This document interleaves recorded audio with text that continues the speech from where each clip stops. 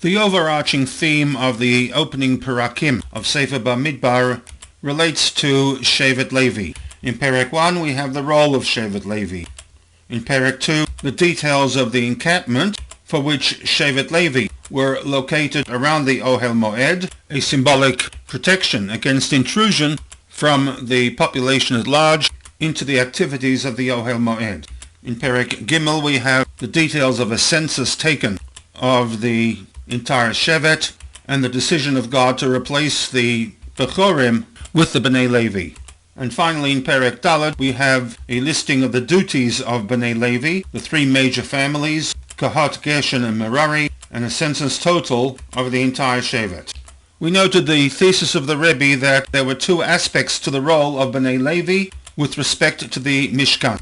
And of the three general areas in which Bnei Levi were deputized, the Piruk, Masa and Hakama of the Ohel Moed, and that of the Shir providing musical accompaniment during the Avodah service, these two categories were Chiyuvi, in which the Bnei Levi had these responsibilities in their own right, whereas the Shlili aspect, that of Shmira, guarding the Mishkan from intrusion from those who were not authorized to participate in the activities of the Mishkan, where Bnei Levi assisted the Kohanim, who had the prime responsibility for Shmira. These two roles are recorded in the opening Pasukim to Bamidbar Perek Gimel. In Pasuk Vav, Moshe was to assemble the entire Shevet Levi before Aharon because V'shartu ito. They, the Bnei Levi, will serve him, or more accurately, ito, with him. And the Pasuk goes on to define that service. In Pasuk 7, V'shamru et mishmarto, v'et mishmeret kol ha'edah.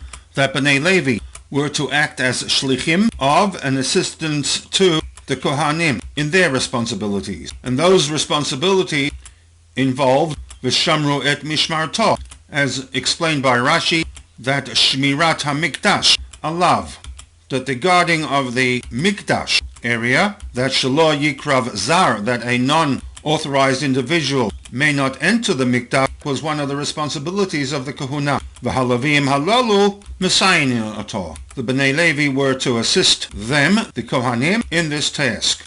This was the Shlili role of Bnei Levi, a task in which they did not fulfill in their own right as Bnei Levi, but rather one in which they assisted the Kahuna. And for this reason, Rashi, in his commentary to Pasuk Vav, refers us to a Pasuk in Bamidbar 18:1, the actual implementation and induction of Bnei Levi into their role. The Pasuk states that Ata ubanecha, you and your descendants, referring to Aharon and the Kohanim, as well as Obeit Avicha Itach, the household of your parents, here referring to the Bnei Levi, shall tisu et avon hamikdash, shall be responsible for making sure that there should not be a violation, a desecration of the Mikdash by the rest of the Bnei Yisrael. And therefore when the Pasuk in Bamidbar 3:7 states that V'shamru et mishmarto, that the Bnei Levi shall take charge of some of his, Aharon's responsibilities, and then adds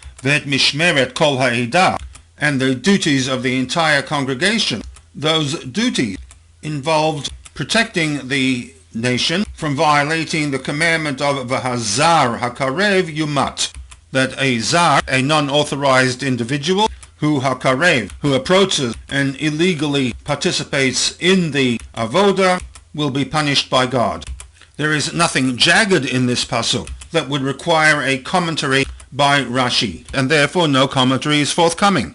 With this we can respond to question number 4, in which, when comparing Pasuk Zayin to Pasuk Chet, we have a similar phrase. In Pasuk Zayin, Vet Mishmeret Kol Ha'edah, and in Pasuk Chet, Vet Mishmeret B'nei Yisrael. And to the Mishmeret B'nei Yisrael, Rashi does present a commentary. The question was that if there is a textual difficulty with the Mishmeret B'nei Yisrael in Pasuk Chet, for which Rashi comments, why was there no textual difficulty with the statement in Pasuk Zayin, Vet Mishmeret Kol Ha'edah? And the answer is that the Mishmeret Kol Ha'edah in the context of Pasuk Zayin is self-evident and did not require any commentary, which, as we shall see, was not the case with Pasuk Chet.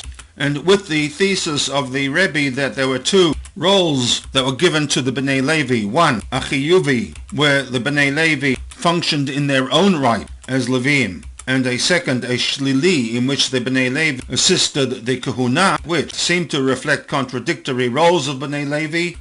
With the thesis of the Rebbe, we can see that these roles are not contradictory. There are two separate responsibilities, one a chiyuvi, the Bnei Levi in their own right, and a shlili, where they assisted the kahuna in the act of shmirah of the mikdash.